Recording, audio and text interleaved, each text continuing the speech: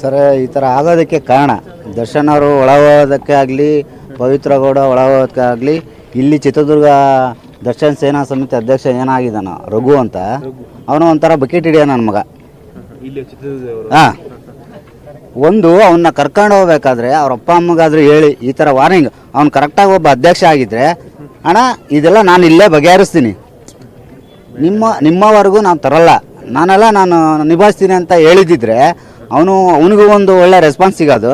ಇವತ್ತು ದರ್ಶನ್ ಒಳಗೆ ಹೋಗ್ತಿರ್ಲಿಲ್ಲ, ಇದೆಲ್ಲ ಆಗ್ತಿರ್ಲಿಲ್ಲ. ಈಗ ಅವ್ರ ಹೆಂಡತಿ ಮಕ್ಕಳು ಎಲ್ಲ ಬೀದಿಗೆ ಬರ್ತಿರ್ಲಿಲ್ಲ.